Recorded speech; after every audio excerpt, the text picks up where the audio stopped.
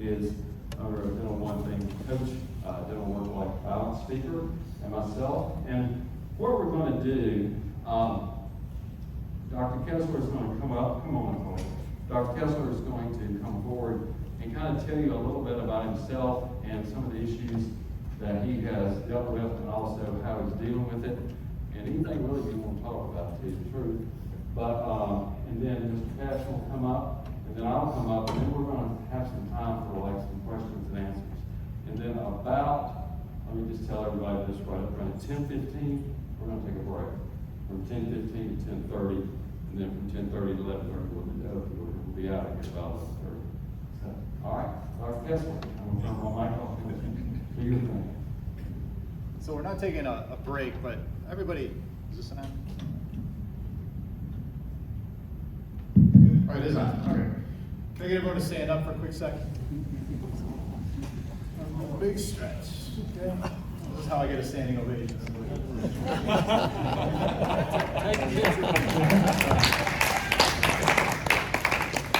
Okay, sit down.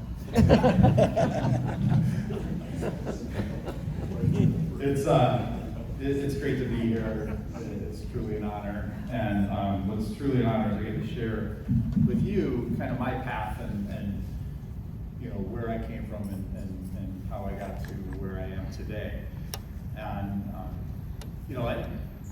after watching Bill's presentation, I've got all those things going right now.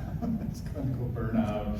I mean, it's just it comes with the job. But I do I'm very intentional about taking care of myself and finding ways to reset and recharge. And I know I saw some of you on the beach this morning running and catching an amazing sunrise, and watching the waves come in and out. It was just phenomenal, very spiritually uplifting for me.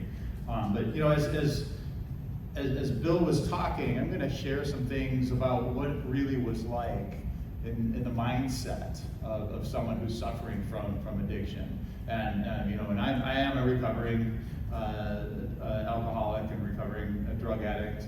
The new terms are substance abuser, substance use disorder, suffering from I'm long-term recovery from substance use disorder. I'm trying to be politically correct. I'll start off by saying, I entered dental school with a substance abuse problem, and I graduated dental school with a worse substance abuse problem. But I did very well in dental school, and I got into a prestigious residency. And so I hit my bottom in my third year of practice. And what happened was, I really, once I put a substance in my body, my body would, I would just start craving more and more and more, and I had no control. And the definition of addiction for me was, that craving. When I put that substance in my body, I just was off to the races. And then when I did stop, I couldn't stay stopped. I couldn't bring the pain and suffering that I had from the previous binge forward and prevent me from going there again. And so I hit my bottom in 1990, my first bottom in 1997, where I was living in Michigan. I brought my staff to a CE course in Chicago, and I dropped them off at the hotel. I grew up in Chicago, and that's where my drug dealers were. And I called my drug dealer, dropped my staff off, and I disappeared for 4 days. And and that was the first time ever that I was caught publicly. I had that problem, where I'd be going off on these binges for many years now, but that was the first time that I really was starting to suffer consequences. And that's when I made a call to the Michigan Dental Association Wellbeing Program. And a fellow named Jim Olds answered the phone, and Jim said, okay, Brett, sounds like you've got a problem, you gotta go to this treatment center. We want you there by Monday. If you don't go there by Monday, we're gonna turn you into the board. And I said, oh, I'm sorry, wrong number, and I hung up the phone. Back then, there was no caller ID, cell phones were just starting to become a thing.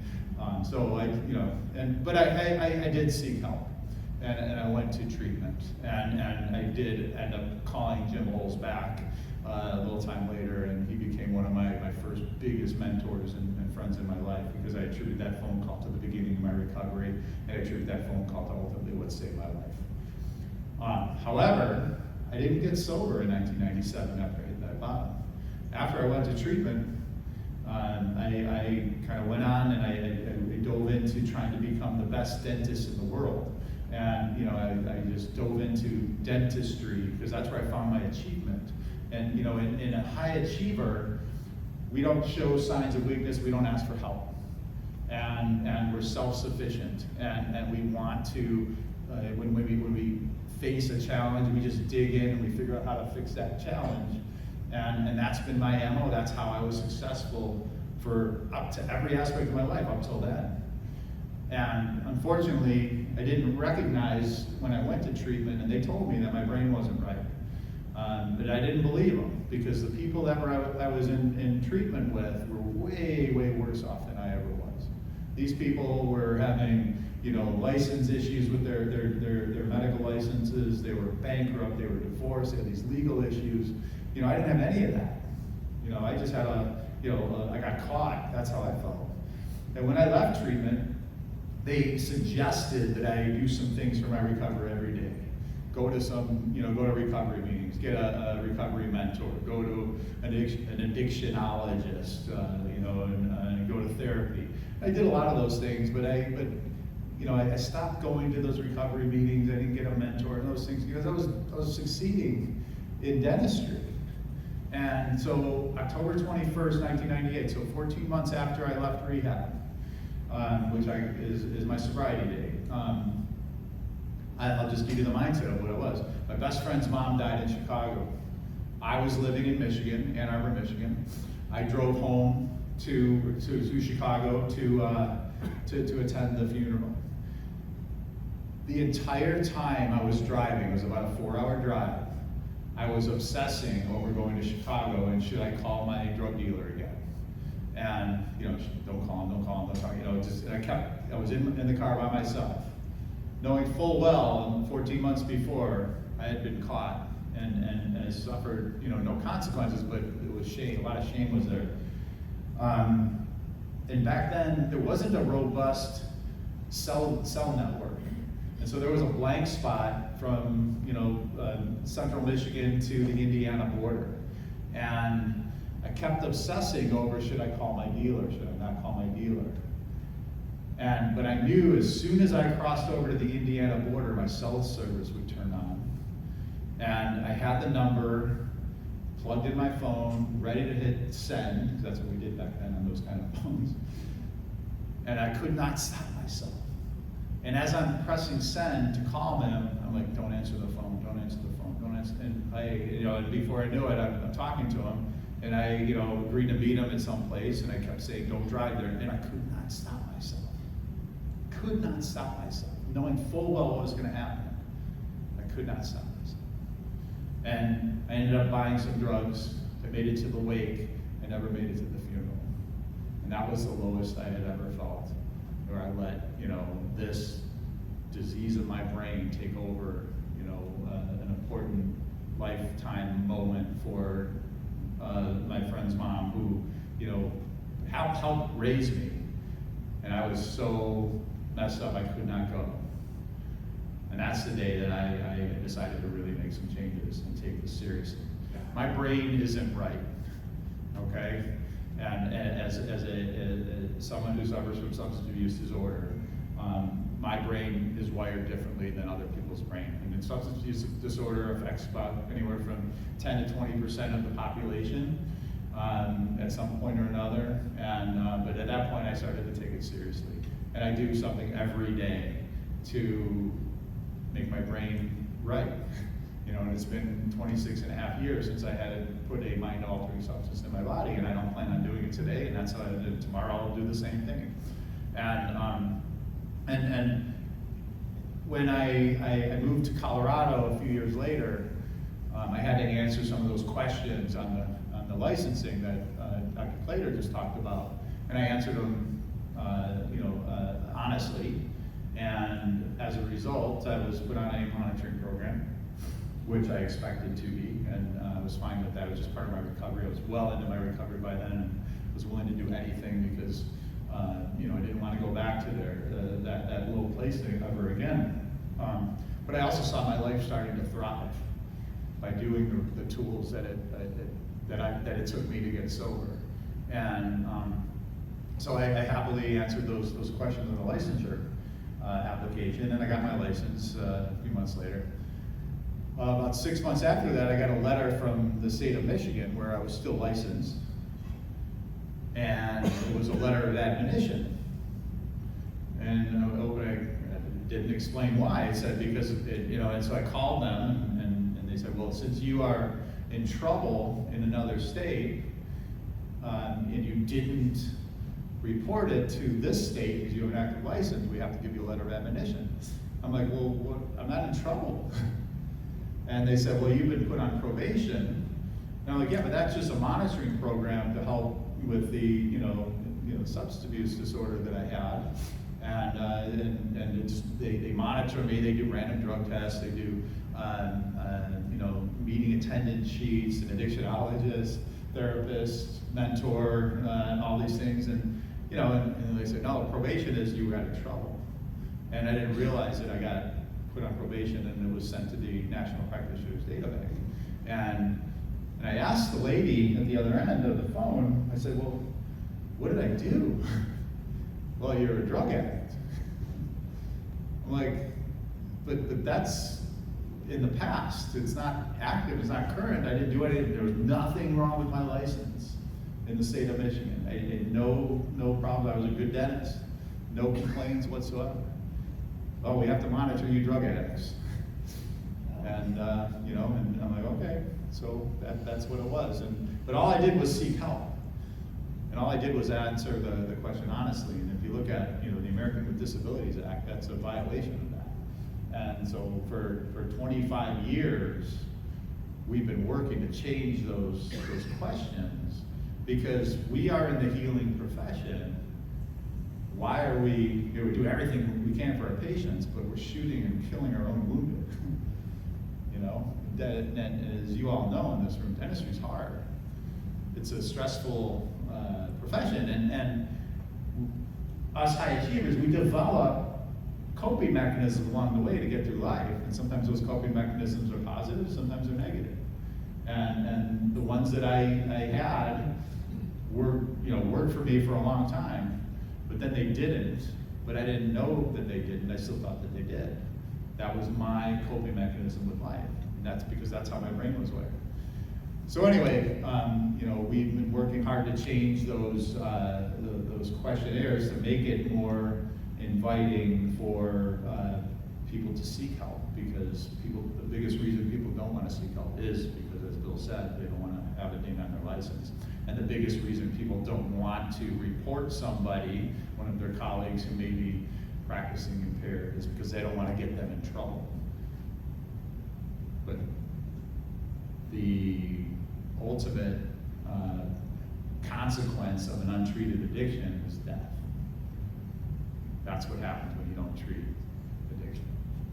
And I've witnessed way too many of our colleagues who are dead now because of untreated mental illness, untreated addiction, and many people who knew but were afraid to get them in trouble. So I can't emphasize enough when this comes up, and it comes up in all of our careers. When you know somebody, go help them. Let them know you're concerned, and give them the grace to get better.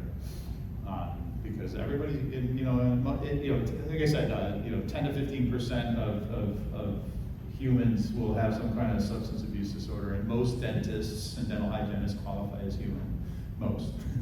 Okay. It's a real disease, and it's treatable. And it's treatable, to the point where, there was so much shame involved at the beginning because of what I did and how I treated my friends and how I showed up. But as I got better, I got inspired to live my best life, and the shame kind of dissipated. And I said, why aren't people talking about this? This is the best thing that's ever happened to me. But I know people are suffering, but they may not understand that recovery is possible. And so I started talking about it in Denver, where I lived, and I was on this kind of a leadership track, and I became that well-being person in Colorado, like what you have here with Dr. Claytor, and I started answering the phones.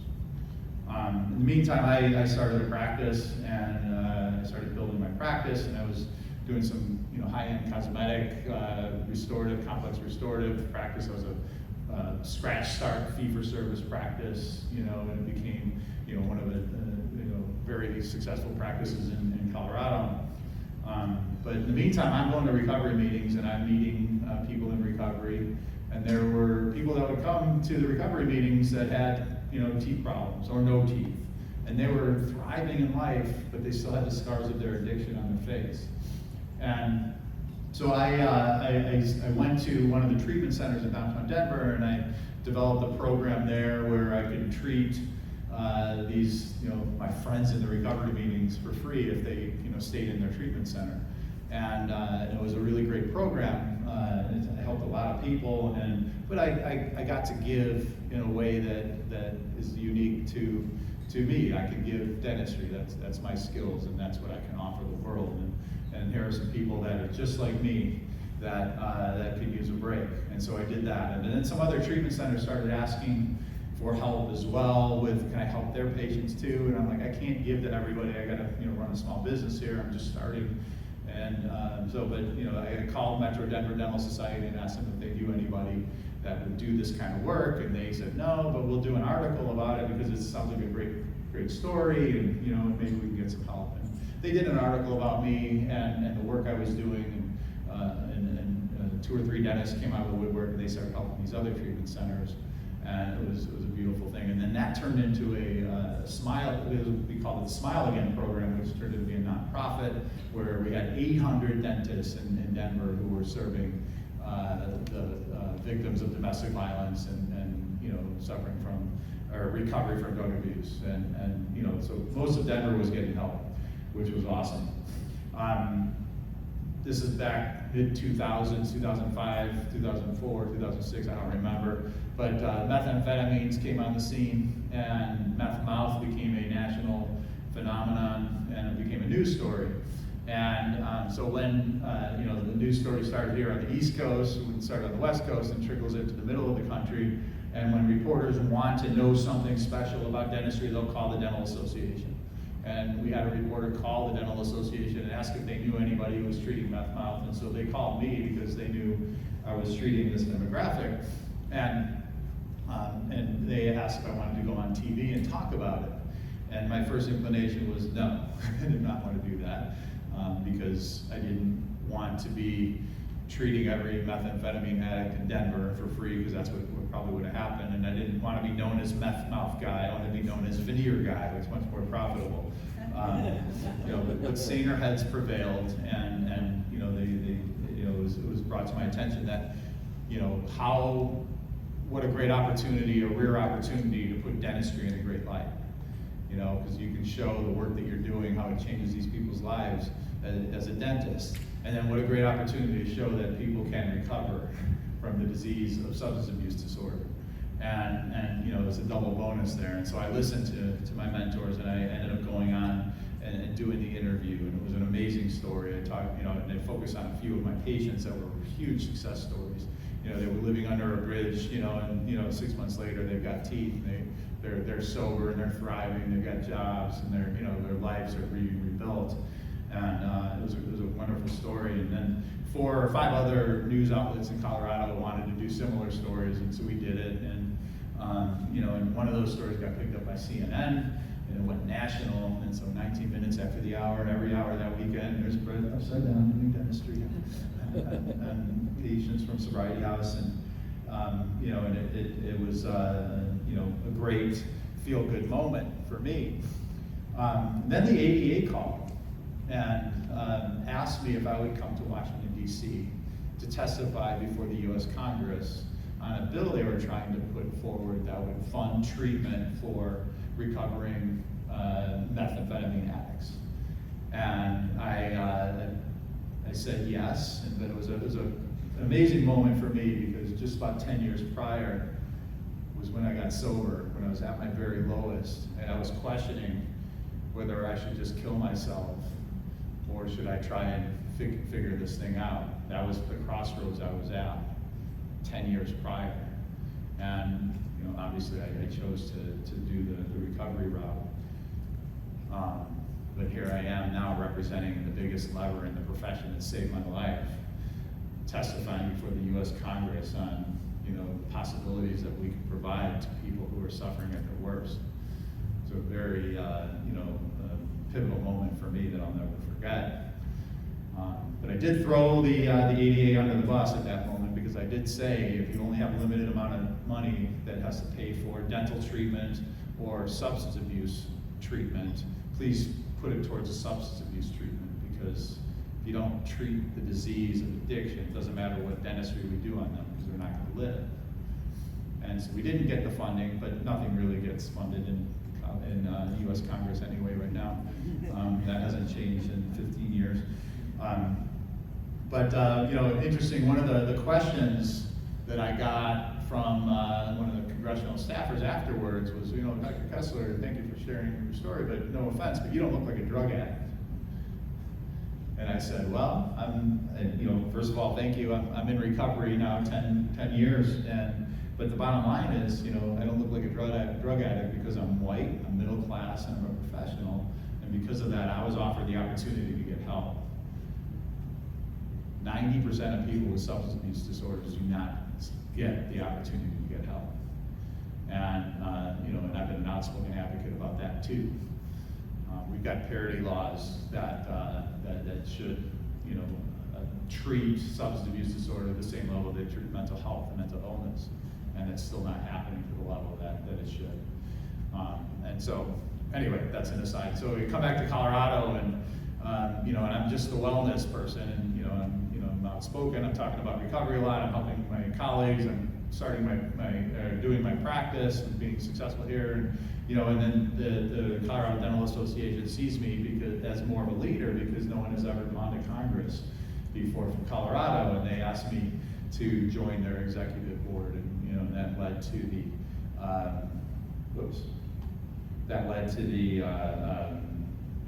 becoming president of the Colorado Dental Association in 2014 and 2015. What I'm most proud of during that term in leadership was that I helped develop a dental benefit in the Medicaid space for adults that was comprehensive. And now 300,000 people had access to a dental home that didn't have before. And these were my people from Sobriety House that now had an opportunity to get a dental home. And still today, we have one of the strongest Medicaid programs in the country, where we are actually paid our full fees for our treatment with no cap. So we're getting paid at 100th percentile. I get a crown fee, okay, the same crown fee that I would charge for my fee-for-service patients. Medicaid pays that with no cap. It's truly a comprehensive benefit. And we've been in place now since 2015, so 10 years we've been doing that, and it's just an absolute amazing blessing. And the cool thing, I'm going to go advocacy a little sideways here, because we have such a great program in the public space, we go back to the private dental insurance plans, the PPOs, the brand names that we all love, and I say, hey, you're not even paying Medicaid fees. They raise their fees. So it's really helped that too. But in my journey, it was then after presidency, I was appointed to an ADA council, and I worked really hard in the benefit sector. And it came up that I'll just say, when I turned 50 years old, so this is 2018. You can do the math and tell how old I am now. When I turned 50, I asked myself some midlife questions. What do I want to do with the second half of my life? What do I want to do with the second half of my career? And I was getting burned out in my practice, and it was hard. It was really hard, and I was good and doing a great job. But I was like, what can I do different? What can I do more? Where can I make a bigger impact in the world through dentistry? And so that was the year I turned 20 years sober. That was the year I decided to sell the practice. That was the year I did my first Ironman race, which was the Ironman World Championships in Kona, Hawaii. And that was the year I decided to run for the Board of Trustees of the ADA. And I totally reinvented myself at the age of 50. And so I ended up going on the board of directors, board of trustees of the ADA, and and I obviously I ran for president in my 4th year, and here I am.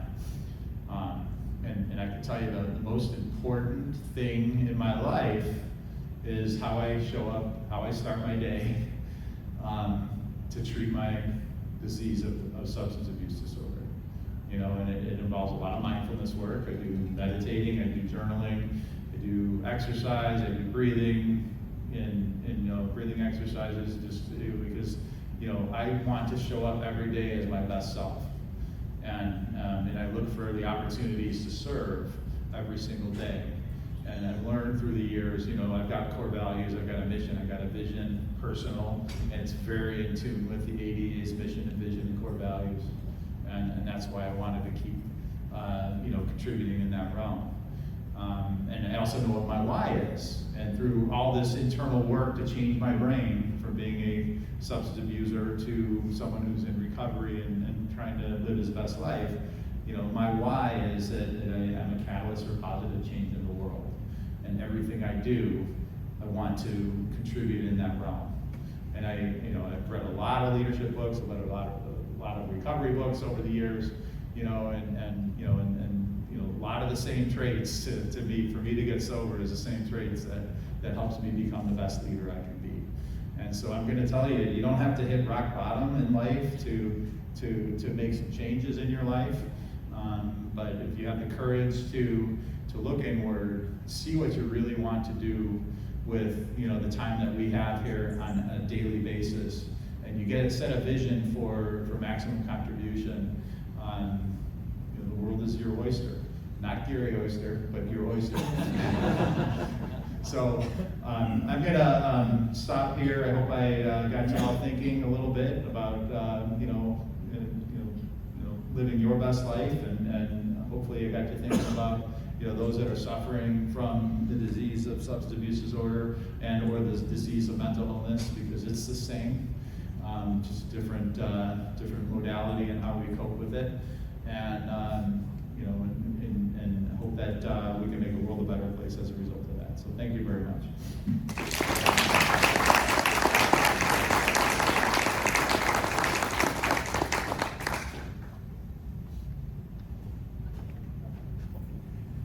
My name's Audie Cashion, and my dad was an orthodontist, the first orthodontist in High Point. And so the reason I'm here is my dad used to serve, and my mom used to serve back at the North Carolina Dental Society back in the 70s and 60s, and many years doing that. And so what my dad taught me was about man's search for meaning. And it talks about much of what Dr. Kessler's talked about, that we have what our why is, like Simon Sinek talks about. And I'm just going to give you a brief story about my why and why I'm here today. So as I said, my dad was an orthodontist, and one time I was at UNC Chapel Hill. I was a senior, and my dad came down to visit me, both my mom and dad, and we were sitting in my bedroom, and he was sitting on my bed. And I said, "Dad, what's going on? You don't seem the same." And he said, "Audie, I can't handle the stress. I can't handle the stress anymore." So that evening, after we finished, I gave him a hug.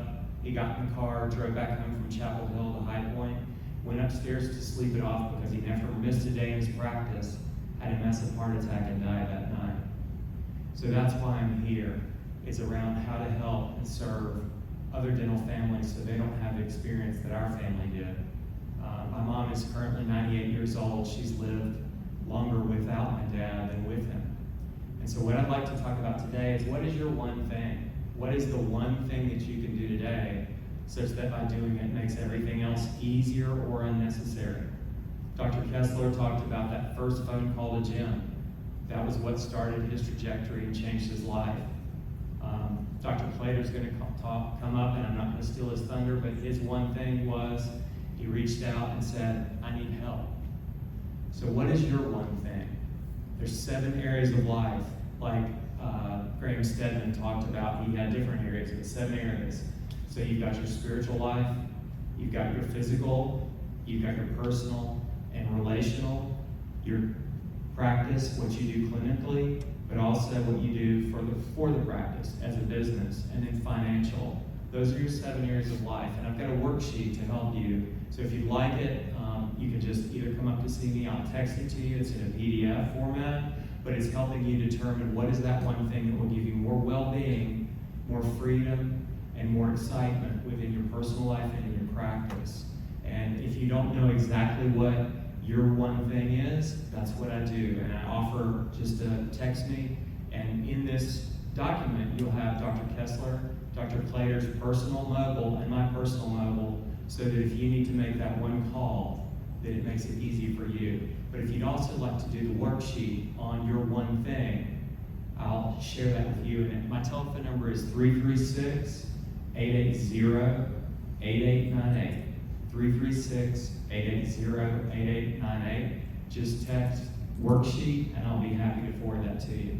This is a great book. If any of you have not read it before, Man's Search for Meaning. It's just a little bit before before Simon Sinek.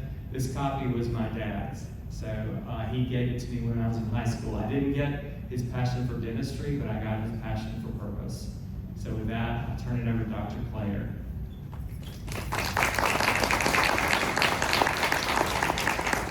Thank you. There we go. So thank you for stealing my thunder, because in short, that's exactly my story. The thing that happened was around age 41, I came to this tunnel that had no end in sight, but it was just like a hopelessness, like, how do I go on from here? I'm going to crash and burn in practice. Too many plates spinning. And I did something heroic. I asked for help. And the most amazing thing was, not only did people want to help me, but something else happened too. A lot of people wanted to help me.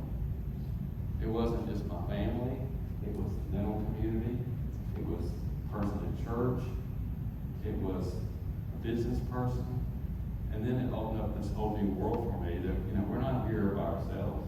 We need each other. That's how we were made, fellowshipping with each other. And that has set me literally free, so I certainly appreciate it. I'm not going to go any more than that, but I do want to ask you, the audience, what questions do you have maybe for Dr. Kessler or Mr. Cashion or myself about mental health, substance use, or any concerns you may have? So, yes, Daryl. You live in a state who's legalized marijuana. How have you seen an increase in substance abuse or mental disorders as a result of that? And can you repeat the question? Sure. So, I think he asked, he pointed out the fact that I live in a state where marijuana is legal, and have we seen an increase in substance use disorders and mental illness and stuff like that since then? So we were the first state in the country to legalize or accept medical marijuana as a as a thing, and then we were the first state to legalize it for recreational use. And I did a lot of work around that because first of all, we had a big influx of people moving to Colorado during that time. About 10,000 people were moving to Denver a month because of the liberal marijuana laws, and we had a record number of dentists and dental hygiene licensure applications. So we've seen that, and thank goodness that other states have now legalized it, because people are moving away from Colorado now. It's making a lot, too many people. And I give a whole talk on marijuana and dentistry and how, and that's another subject for another time, but marijuana use is way up. And the most concerning stat is there's a 50-year study out of the University of Michigan that tracks high school seniors and marijuana use. Okay, and there's they track when there is increased fear of the drug, there's low use. When there's no fear, there's high use. And what the legalizing marijuana did was it lowered the fear, because, well, it's legal, it must be safe. So we have a record number of kids using it, and that scares me to no end. back in when it first became legal, I had 2 kids in middle school, and I would talk to the principal a lot about substance abuse problems, and he was confiscating probably 10 to 12 marijuana bags from kids a day. Okay, and I live in a middle class, affluent neighborhood. Okay, and so it is prevalent, and marijuana use in a developing brain is not a good thing. When I was growing up, my dad would come home and he'd mix himself a small shot of bourbon, and ice, whatever, and drink it. Work was tough today, and he'd do it to wind down. Kids come home and they smoke marijuana, and they're math class was a bitch today. It's not. They're smoking to completely disassociate, and a developing brain, it is a gateway drug to other things. And we've got one of the highest admitted use for marijuana amongst kids, and we've got one of the highest overdose rates for fentanyl and heroin as a result of that, because it leads to that. So it is a scary time. Marijuana today is much different than it was back in the day when I used to smoke it, and the THC levels are out of the chart, and now they're doing it through vaping and through waxing, which is almost 80% THC, where the stuff that I used to smoke was 3% THC, and so marijuana addiction is real. And, yeah. Any other questions?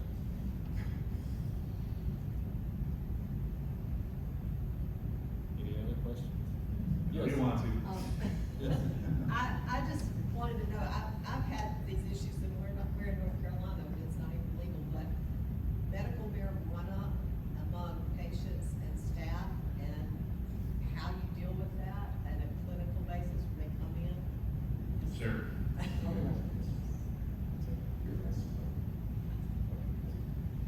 So first of all, medical marijuana is not a thing. Okay, it's a descriptor, but it's not truly medicinal. And our Jerome Adams, who was a Surgeon General during Trump 1 administration, was pretty adamant about talking about that there are no medical uses for marijuana. Okay, because it has not been FDA approved like other drugs. And so therefore, we as dentists, especially in Colorado, we can, suggest marijuana use for anxiety control, and many dentists do. But I tell my colleagues that's a bad track to go on. Okay, and so there's this perception that marijuana is safe, and for many it is, but for many it's not. And so marijuana can, as a practitioner, if you are a provider of Medicaid or Medicare services, you must follow the federal law, and because you're getting federal money, and so if you test positive for marijuana, even though you're not impaired, you could lose your status as a provider for that. So that's number one. Two, we get people come in all the time who are high, and we have to decide whether we treat them or not. I can tell you when kids come in smelling like marijuana, I will tell the parents, not to get them in trouble, but out of concern, because what I said before about developing brain. And it's really prevalent in the kids, and actually I just spoke at one of the pediatric residency programs in Colorado about this, and they're all seeing it in the kids. It's a pediatric problem more than anything. Okay, because that's where it starts, because they perceive it as being safe. And then, if I have a patient who I'm concerned about, I use a motivational interviewing technique called ESPER, screen, brief intervention, refer to treatment. But I don't do it when they're high. Okay, but I will tell them I'm concerned, and it may not work on them based on their inability to provide consent.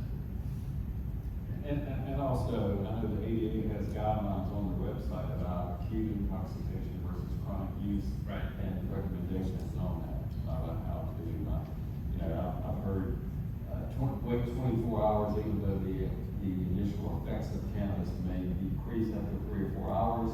You probably get the benefits, the risks outweigh the benefits of treating that patient a day, not only from a consent perspective, informed consent, you can't get it because they're high, but also for potential medical problems. Then you can delay treatment for 24, some people say 48, some people say 72, some people say a week. I don't know. I don't know if there's any hard data on that, but it potentially can be very dangerous. And we'll talk about that more in the opioids in just a minute.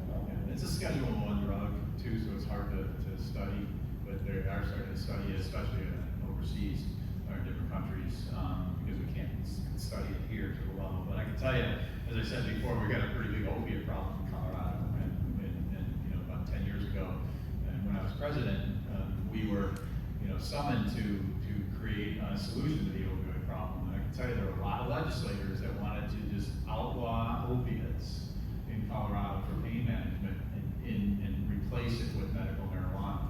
And I had to testify and say, that's not a good idea. Okay.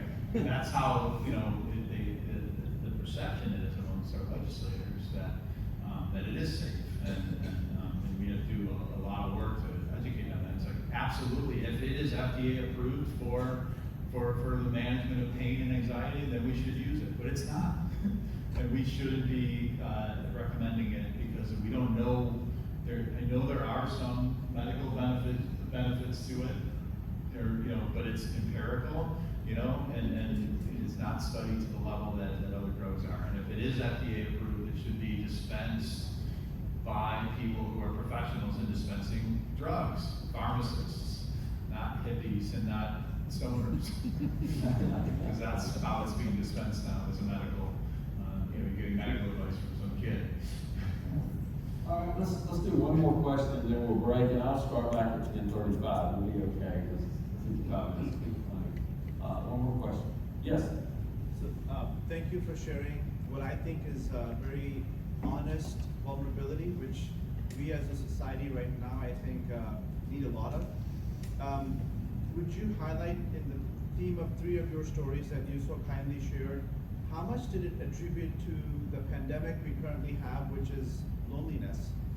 If you read the U.S. Surgeon General's book on being together, it really talks about the contemporary isolation we feel, loneliness we feel.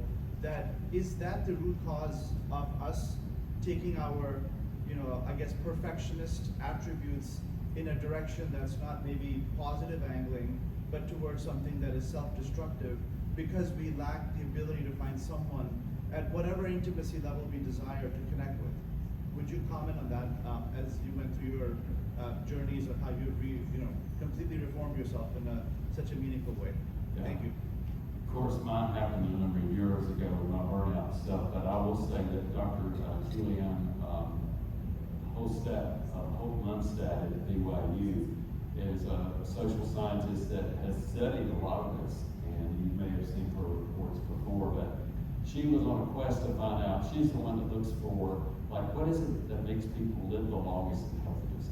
And, she had her top 10 that she came up with, and actually, Julianne spoke at ADA in 2021 during COVID. We had Zoom meetings there, so she was excellent. I highly recommend her if you ever get a chance to hear her. She's very dynamic. But she talked about the 10 signs, the 10 levels of indicators that you would live a long life, because she was seeing cultures and people all over the world living, that were overweight and consuming alcohol and living at 10,000 feet or on the coast, and all these different. What about making people live healthy, happy lives? And that's what she was looking for. And I could go through the whole list, but the 2 most common things that came out in the forefront of those who had an indicative predictor of environmental things. It wasn't, flu vaccine was important, clean water was important, not drinking, not smoking, all these things were important. The 2 most common things were having close social relationships on a daily or, a regular occurrence, and having someone that you could share your most intimate secrets with that you felt a relationship with. So it's about relationship. We hear of athletes that, eat this kind of diet and they run and they drop dead at 40. And you're like, what was it? Was it close and genetic? Well, maybe it was, I don't know. But we see people that live and smoke and do all these things, so but it was about relationships. So maybe Mayberry didn't have it wrong, those who know Andy Griffith, to get together at the barber shop or whatever, so, anyway, I'll stop. Just a quick one from my perspective, it's great.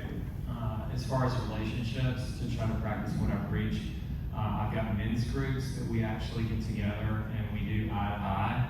And when I can't, we actually have Zoom meetings. So I build relationships around it. That's one of the main things that I do, because I know in one dentist that I'm working with right now, he's so alone, to your point. And he said, I just moved, I bought this practice, and I don't have anybody around me except for my wife. And so I'm trying to help him build his A-team, those people that are safe people that he can tell anything, just like what Dr. Claytor said. And so I think that's really vital for everything. We've also seen it in the people that live the longest. That's really one of the determining factors. There's so much research on that, as well as the factor of joy and happiness that they have to be able to have those relationships. So I think that's just totally vital. My dad had those relationships, but he didn't ask for help. I think that was really the key. So it's a great question. So we'll go ahead and take a break, and I don't think there's an answer to. no, you can't. Not you, no, that's not him. Let's take a vote. We won't sit that way. And, I appreciate the question, especially from you, who is, dean of a dental school here, okay? And we're seeing the dental students with a really high rate of mental illness. And most dental schools now are offering support services for the students. And I have 4 kids, and, the COVID really messed them up. It really did. And especially the younger ones who, didn't get, all of a sudden they were scared to be around people, and they were isolated. And there's mental illness, sequelae as a result of that. I got sober long before the pandemic, but I had to use a lot of the tools for my recovery just to, remain connected, because we are wired for connection. Naturally, I am an introvert, believe it or not. Okay, but I like to have my alone time. I like to have my recharge time, my thoughtful time. And I only, it's hard for me to get up and speak in front of audiences. It takes a lot of energy out of me. So I like alone time. And so that's, everybody's unique with that. But COVID really, isolated, people. And we have this directive, especially in the recovery world, that, we may be isolated, but we're never alone. We have to find ways to not be alone. And we were very intentional in the recovery communities to connect. And that's when all of our Zoom meetings came up. And even in the dental associations, we created Zoom meetings for, sip wine and paint, or we did online cooking classes, online yoga classes as an activity for our colleagues to connect. And you remember the CE at that time. All of a sudden everyone's throwing a CE out because we had nothing to do. And so we're wired to connect. And sometimes when in that case, I don't think we'll ever have that again where we're going to be shut down. But in that case, we found ways to do it. So thank you. Okay. Wait, one more thing. Yeah, okay, yeah. One more thing, and we're closing, and this will be my last time. I want to thank you all for inviting me to come and speak with you. I want to just give you guys the thought that remind you that you are your most valuable asset. Take care of yourself as such. Okay, we've got money assets, and we play with that a little bit, but you are your most valuable asset. And treat yourself first. Take care of yourself first, and you can live the best life you can live. You are dentists. Okay, that's what you do. It's not who you are. You're all very, human beings that dentistry offers this amazing opportunity to live this amazing life. Go after it and get it. And but take care of yourself first. Don't fall into these traps that we all fall into with burnout, and that leads to unhappiness, and that's not what we're here for. So I just want to thank you again for the time that I got to spend with you, and I'll see you down the road. Thank you.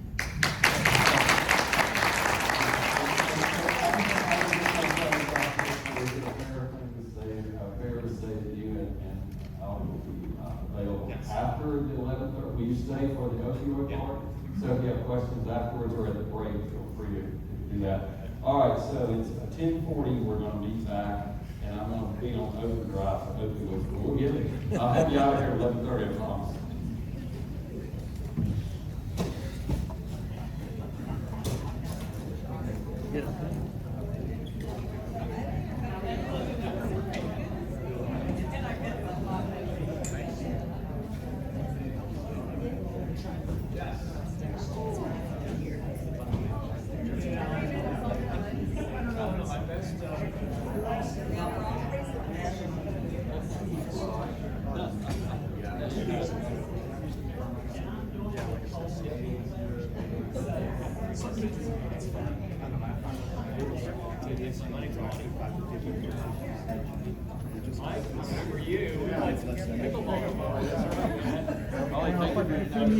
I didn't really have a COVID thing, but I never did.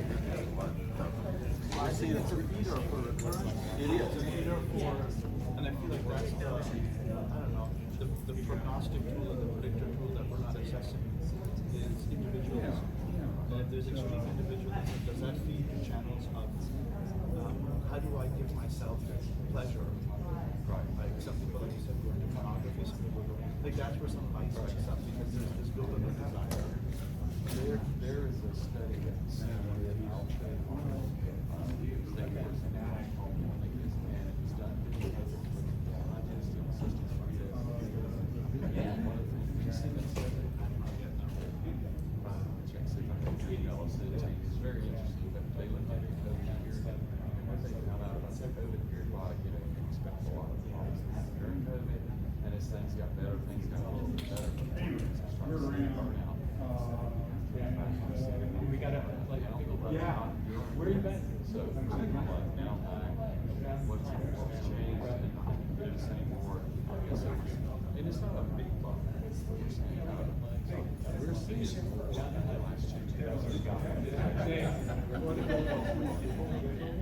Yeah, exactly. Substance use occasionally, mental health, burnout.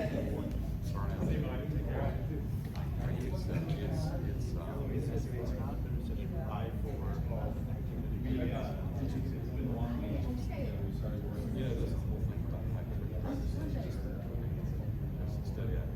We went around the same thing. Is it a social fabric, like, whatever these, you know, like just example, in Eastern cultures, it would be, as a Pakistani background, it would be a crime against my mother that I wouldn't just say private tree, didn't care a lot, I think, 5 a year. Whereas in some societies, like certain other countries, that it's very normal to say, I'm going to do my own house, and you do your own thing on we would go to these hearings. Examples of those have that led to us now seeking more.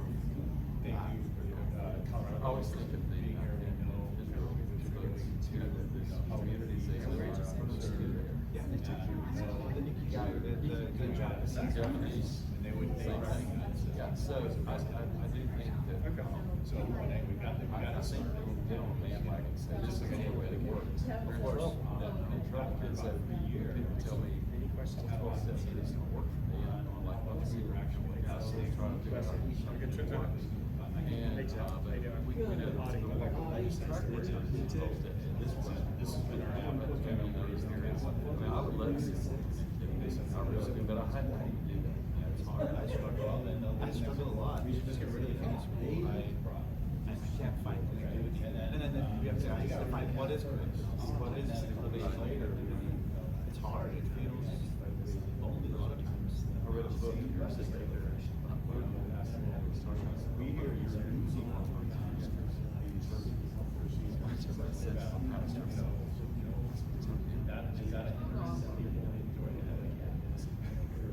So they gave it. I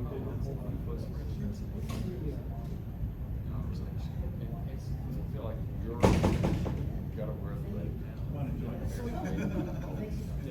So no, but it's there's something to it. It brings a good message, but it's one of the biggest things about Western is it feels I mean, I love West gives us some good media, but everything to look at. Is that a stable public health model that sustains that?